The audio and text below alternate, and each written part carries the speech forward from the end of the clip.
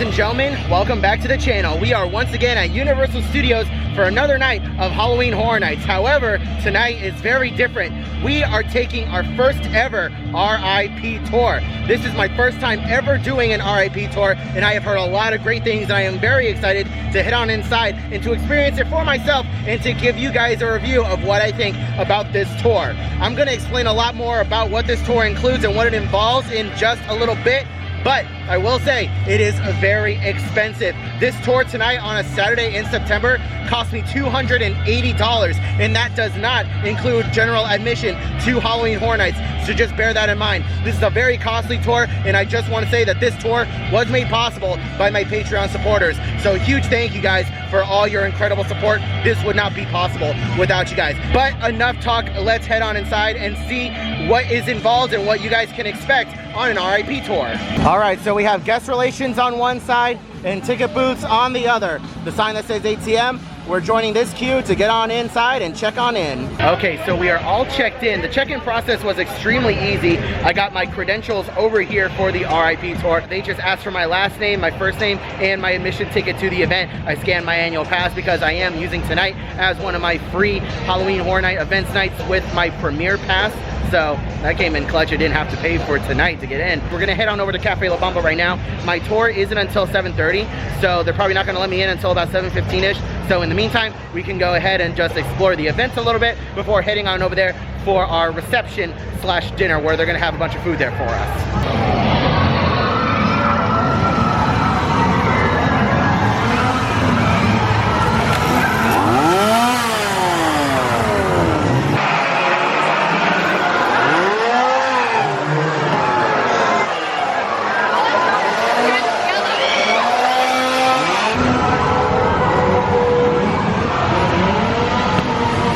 Alright, time to check in at Cafe La Bamba and get some food.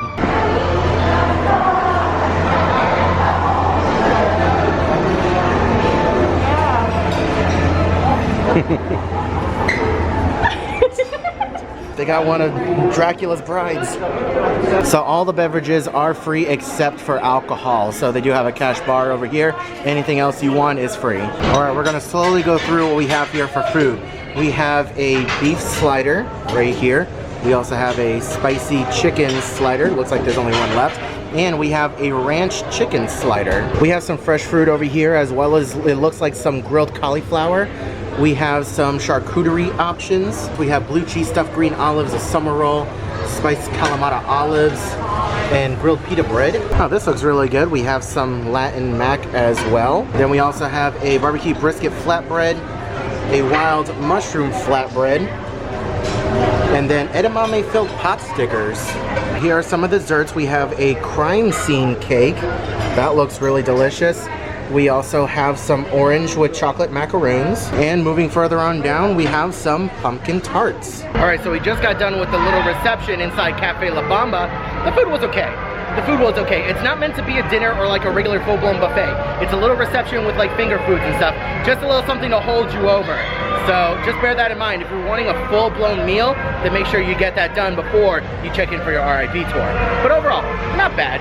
The icon over there was also the storyteller, but she was telling you the story of Terra Cruentis, the world of blood, and the Terra Queen, who demanded blood sacrifices to raise more power to invade our realm. She's back. It's really funny because they said back then she returns every 15 years. And that was HHN 15, this is HHN 30, so she is back. She's doing blood sacrifices right at the beginning. That'll be her character at the front. She's got some blood sacrifice hanging there, and then as we go in, her creatures are starting to come out. So like I said, we're going to approach that one. I'm going to walk all the way through at a nice, slow, steady pace. I'll stop at the other end to make sure you're with me, and we'll go to the house.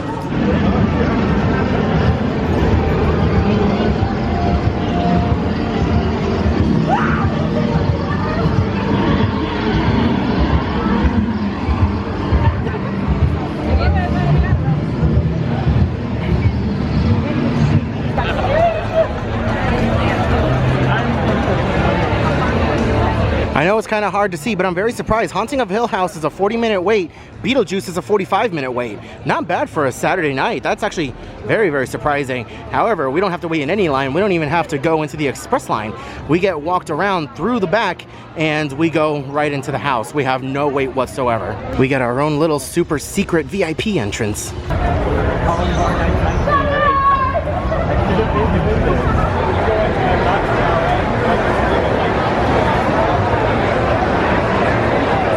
Interactions, super fun. There's not much I can tell you about this house. Like I said, it's walking through scenes that you've already seen before. So we just got done with Beetlejuice, and guess what? We're walking right next door, passing all the lines and going into the side entrance of Haunting of Hill House. We're going into Haunting of Hill House. It's a television show on Netflix.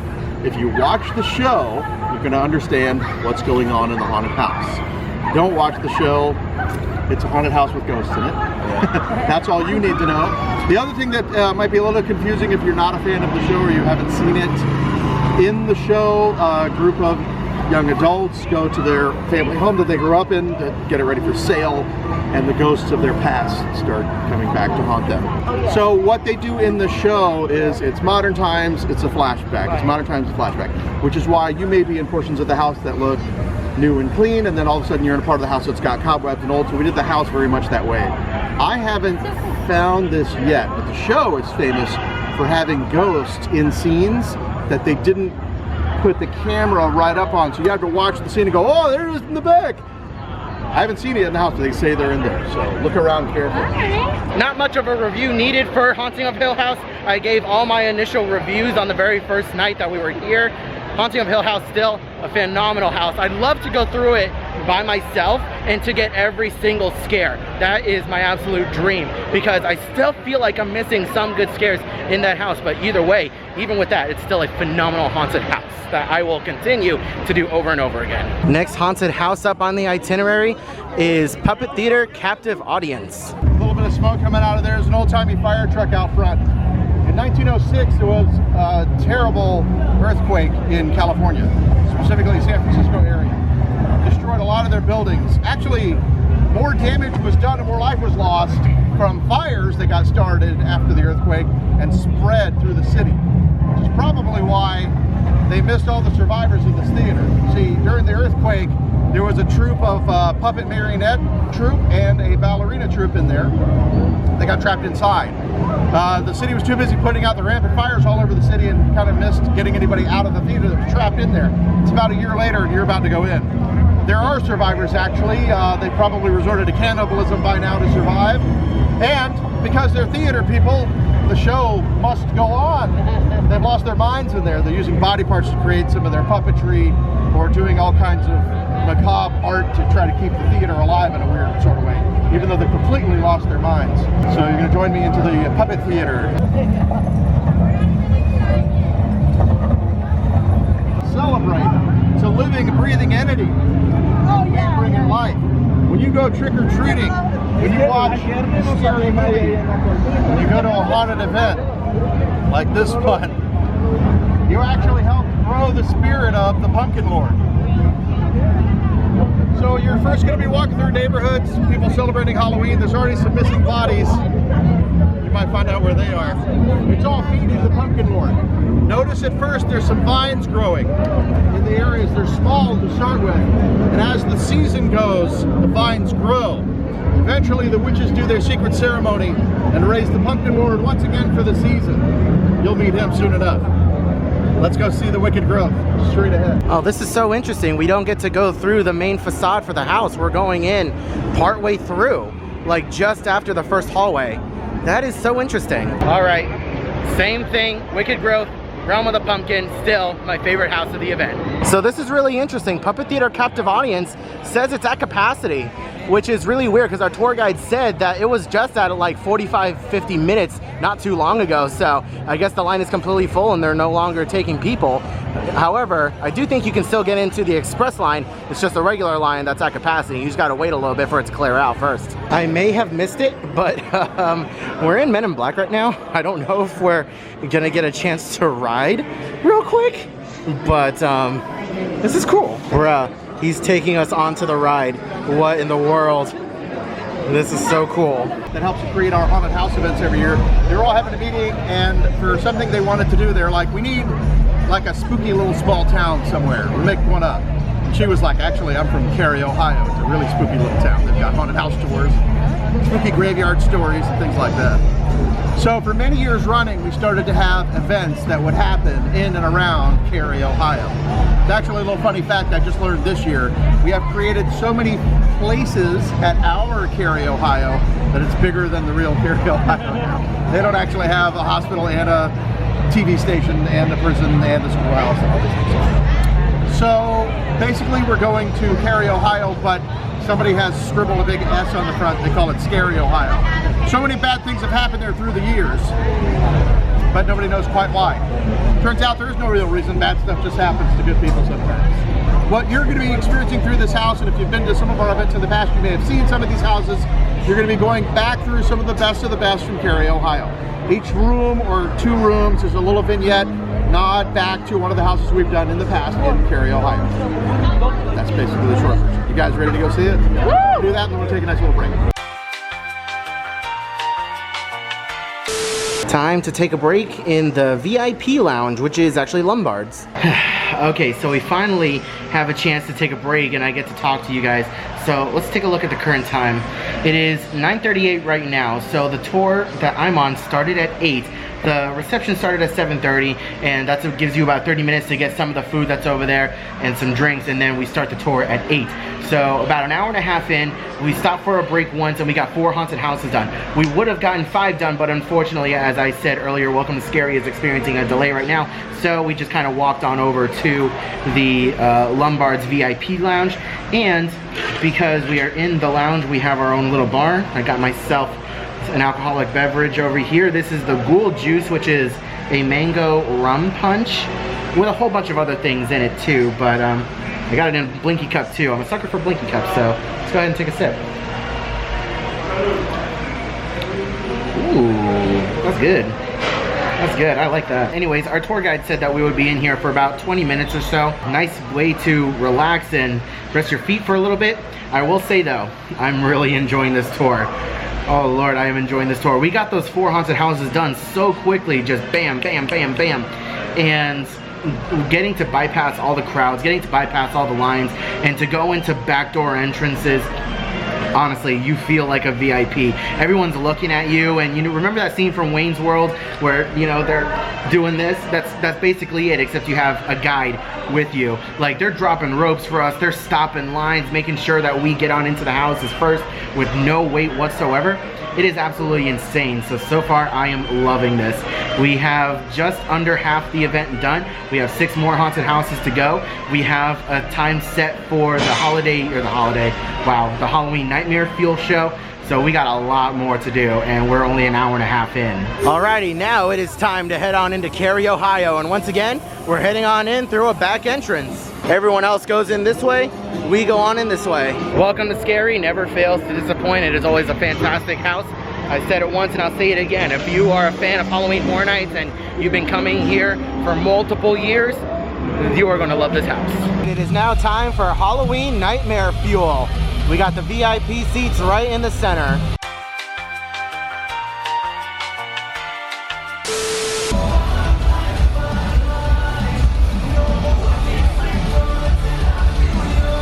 Okay, so real quick, while I have some time, we're back inside the VIP lounge, and I just wanted to give some quick thoughts on Halloween Nightmare Fuel. That was absolutely insane.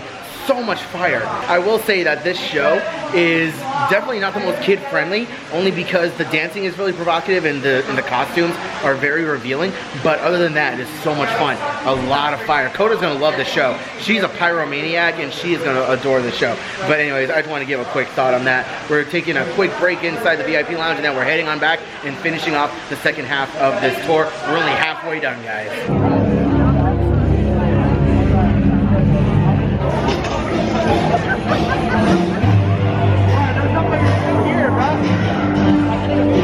Our journey, when we go into case files to uncover the legendary truth, we start in the office of private investigator Morris Schuster. His period is around the 1940s, just like this set in New York is supposed to be around the 1940s. He started doing investigations on different legions of creatures, paranormal investigations, and he uncovered the truth.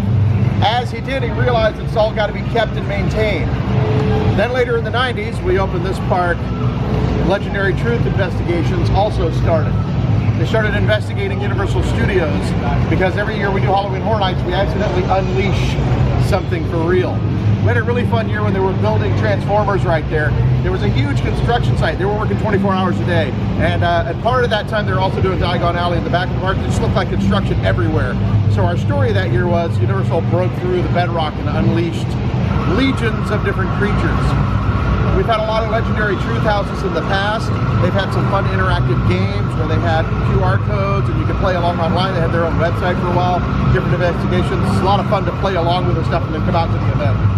So this time you're going through, and in the 1990s when we opened this park and started unleashing all these things accidentally, Legendary Truth was investigating it. You're going to see them discovering the 1940s case files where they originally discovered all this. They had all these dangerous cursed artifacts locked away up in the attic above the Kitty Cat Club.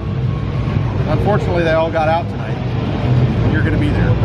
I just think it's really cool in this house. At one point, we actually walked out on the streets right into that front door of the Kitty Cat Club. Pretty cool. They recreated this little facade right there. As we go through on our way to that house, to the entrance of it, we're passing through a scare zone called 30 Years of Fear that have a lot of our scare actors, characters from the 30 years all together in one big spot. Then I'll take you to the entrance of that house.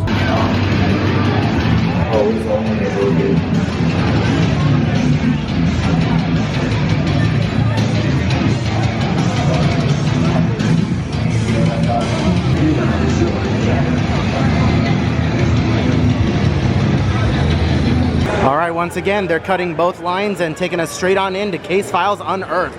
First we're going to do is Bryden Frankenstein. It's based on the 1938 classic starring Elsa Lancaster, Boris Karloff. In that, Boris Karloff plays the original Frankenstein monster. The entire first movie and second movie, he's rejected by humanity. He's not accepted at all. He wants Dr. Frankenstein to make him a mate, and then he promises to leave humanity and go away forever.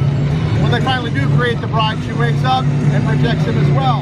Hissing at him, screaming, depressed, he says an iconic line, "We belong dead." And he throws the power switch and overloads the system for the electrical system, blows up the whole castle, everything comes caving in. That's the end of that movie. In our house, we pick up from that moment. The bride has survived. Everybody else perished, including the original monster. His guts are all laying out. She then realizes he was like me. I'm now alone in the world, so she spends the rest of the house trying to revive him again. There's a strange thing they did in this house, very much a girl-haunted house. A lot of ladies running this house. If you know the Dracula story, any of the versions of the movie, there are women in Dracula's female vampires in the castle. They're known as the brides of Dracula. They don't explain it too deeply as you're just walking through the house, but the bride of Frankenstein has figured out they're immortal and they were easier to capture than Dracula himself, so she's captured the brides of Dracula and trying to use their immortal blood to help rekindle Frankenstein. In fact, she's studied Dr. Frankenstein's notes and she's doing all kinds of experiments. If you look carefully around in there, you will see other iconic Universal monsters hiding in there. She's captured the creature from the Black Lagoon. If you look really carefully, you can find the Invisible Man.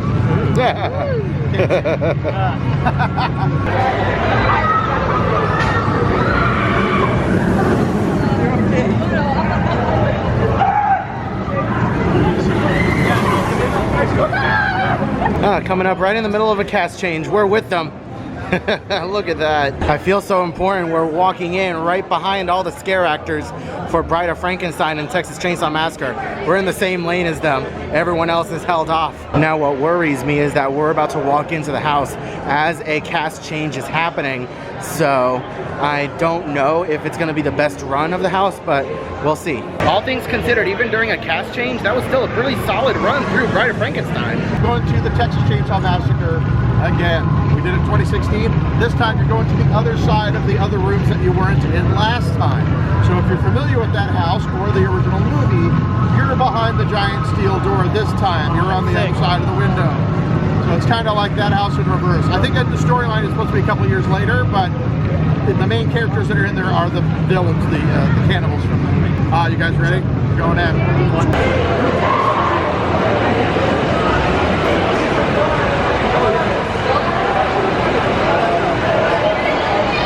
All right, time to head on inside Texas Chainsaw Massacre. I found someone with a nugget. The Nugget Army grows stronger. The Revenge of the Tooth Fairy. By the way, if I didn't bring this, I haven't brought it up. Last year we didn't get to do our Halloween Horror Nights event. They did open 2 houses that were open during the daytime for our guests during that period of time. One was the Bryden Frankenstein, the other one was Revenge of the Tooth Fairy. You ever wonder why we put our teeth under a pillow for money from some fairy to come take it? It's a deal our ancestors made, possibly thousands of years ago, to keep the fairy folk from eating us, I think, taking advantage of us. They crave our bones, our calcium, something about it, I don't know. And our ancestors made a deal with them. We'll leave our tooth for you when they fall out, the baby teeth. And in return, they give rewards and treats, and they don't kill us and eat us. But if you refuse to leave your tooth, like tonight, a young man has lost his tooth, his nanny, the years around the late 1800s it looks like in there, and his nanny is trying to convince him she's aware of fairy folklore. You have to leave your tooth. The tooth fairies don't take kindly to this. He doesn't believe in that kind of stuff. He's going to keep his tooth. When you enter the house, they do this really cool effect of you are kind of entering a pop-up book. You see giant displays of a pop-up book, and then you enter the story. You're in it with the family. They don't just come after the one tooth that they deserve. They want all the teeth now in the house. Everybody's teeth. And the offending child is going to be turned into a little goblin-looking creature, tooth fairy, and spend the rest of eternity collecting teeth himself. You guys ready to go see the tooth fairy? Yeah. Time to head on into Revenge of the Tooth Fairy. It's our 30th Halloween Horror Nights, and we are celebrating with all of the icons that we've created in the past. Our first icon was Jack the Clown in 2000, year 2000. He was our first icon. We created him. He is a combination of several scary clowns that have existed in the past. A little bit of It, maybe a little John Wayne Gacy, even a little Krusty the Clown, maybe. Who knows? He's kind of scary, though. He's got his own really cool backstory. If you're interested, go on Wikipedia. I find it fascinating. It could be like a really good movie, his life story. He was our first icon we created. Many of our regular fans know this. It wasn't exactly public information. In 2001, we had planned to have Jack's brother, Eddie, show up and kill him in a big show, and he would take over as the next icon in 2001. It was supposed to be the bloodiest event ever, and we just celebrated 20th anniversary today. We don't want to say, we don't want to talk about that, but they decided to tone it way down after 9/11 events happened. So, we ended up losing Eddie as an icon then. He was brought back in some houses. He's in our scare zone back in Hollywood. I told you he's the one that took over the film set over there. They brought him back several times. I don't think he is in this house because, again, he's never made it to icon status. Sorry. We do have an icon that is quickly forgotten. In our HHN21, we created Lady Luck, so she'll be in there. Then for our 20th anniversary, they created a new icon called Fear Itself. Fear Itself was an actual entity, a demon, if you will, that has been controlling all the other icons up until that point, pulling the strings. And he had like a magic lamp, sort of like a genie would be trapped in, and he got released for that year for our 20th anniversary. Now, you are going into the land where he has captured all of the other icons, and they're in there. What's really cool about this house, it takes all of the icons back to their original environments. Kind of think of the lamp as sort of a dimensional hellscape where each of the icons is in their own little bubble dimension, back doing what they do best. At the end of the house is also a lot of fun. There's a throne, and they take turns. You can go through the thing all night. Every time you might see a different icon sitting on the throne in the end. It's a lot of fun. I don't think there's anything else real important I gotta tell you about this one. It's just a lot of fun going back through all the Halloween Horror Night icons that we've had in the past. You guys ready? All right, final haunted house of the night. HHN icons captured. heading on in. And that, ladies and gentlemen, is the end of our first ever RIP tour. I have a lot of thoughts and opinions on this tour that I paid entirely for myself. I'm going to be sharing those thoughts and opinions coming right up next in this video. If you guys are done watching for now, then I thank you so much for watching, and I hope to see you in the next one. But stick around, and I'm going to share my honest thoughts and opinions on this tour and let you guys know if it's worth it or not. But I'm going to head on home, shower, and go to sleep. And by the time you guys are seeing this, it'll be the following day. Alright guys, so I might have lied just a little bit in that last clip. It is actually a couple days later. I had every intention of doing this little review segment the following day on Sunday, but I do go to school full time and my day was completely booked on Sunday. I didn't even get a chance to go to Hall of Scream. But anyways, my first ever RIP tour. Was it worth it? 100%. 100% worth it. Oh my god, that was absolutely incredible. Now, I will say that this year, because they are limited capacity, the lines were not nearly as long as what we have seen in years past. For a Sunday in years past, it is very easy to see haunted house queues reach upwards of 2 hours for the majority of the night, and the most I saw was 50 minutes on this Saturday that I went. So, this year may not be as worth it as other years, but in a pre-COVID scenario and a couple years down the line, then yes, this is going to be 100% worth it. What you guys saw in today's video is exactly what you can expect to see in the very near future, unless anything major changes. If anything does change majorly within the next couple years, then I will make another RIP tour video to give you guys all the details on what has changed. But as of right now, it is very worth it, and I absolutely loved my experience. Now, the downside of this experience are we did not get a chance to see the Lagoon show. Now, the reasoning behind this was, number one, we had a later start time. Our RIP tour didn't start until 8 o'clock. Number two, Welcome to Scary was delayed. That kind of threw off our timing. He had every intention of taking us to the Lagoon show, where most of the other RIP tours go to experience. So we have a little section for just the RIP tours, and we get to watch the Lagoon show. That didn't happen, so just bear that in mind. If you are wanting to make sure that you get everything done, including the shows, then definitely get an earlier start time. I think the earliest start time was at 6:30.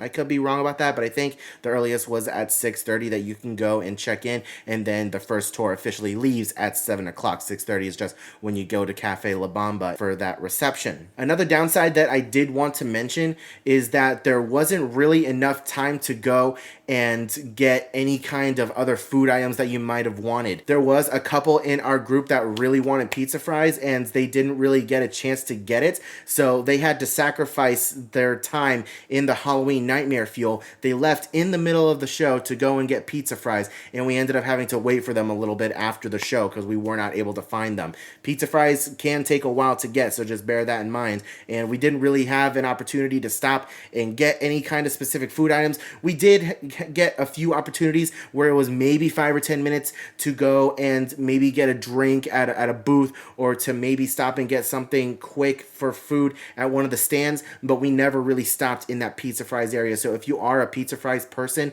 just know that you're not going to be able to get that opportunity. So if you do want pizza fries, go ahead of time and get it, or wait until at the end of the tour when everything is done. Again, if you have an earlier start time, you are more than likely going to get that opportunity at the end of the night. But just in the middle of the tour, not really going to get that opportunity. As I said earlier in the video, they dropped ropes for us. They stopped both the regular queue and the express lines for us. We went in through back door entrances. It was absolutely incredible. And as I said earlier, we truly did feel like VIPs on this tour. This was the most special I've ever felt at Universal Studios, and it was an absolutely incredible experience. Now, again, this experience is not cheap. It is extremely expensive, and it continues to get more expensive the closer you get to Halloween.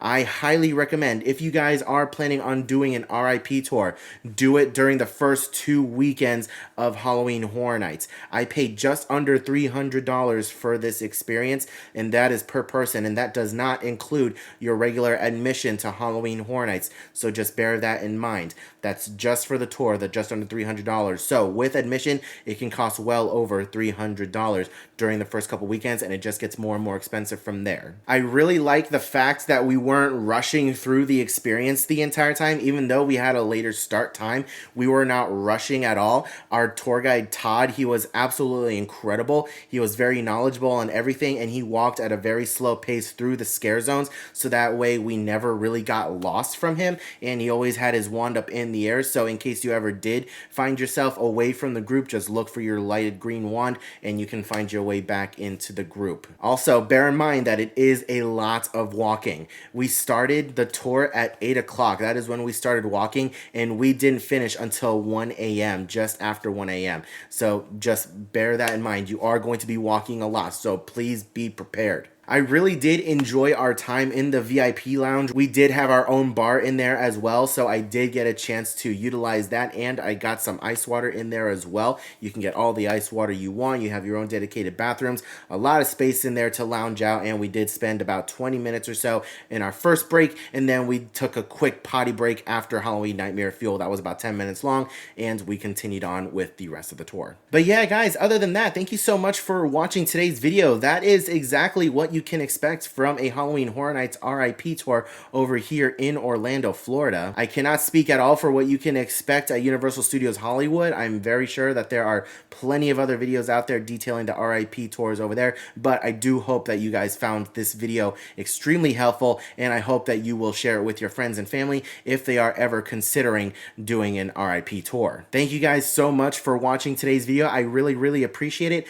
Let me know your thoughts and opinions on everything that you saw today down in the comments section below. Once again, I want to give a huge shout out to my Patreon supporters. Without you guys, literally this video that you're watching right now would not be possible. It is because of your incredible support on Patreon that we were able to do this experience. So from the bottom of my heart, thank you guys so much. You have given me this opportunity, and without you guys, this would not have happened. I've always wanted to do an RIP tour, and the fact that I was able to do one was absolutely insane, and I am just eternally grateful. So if you guys want to help support me on the channel and want to help me do and review incredible experiences like this one in the future, link down in the description below to our Patreon page if you want to pledge your support today. Once again, guys, thank you so much for watching today's video. I hope you're all having a wonderful day, morning, afternoon, evening, and I'll see you guys in the next video.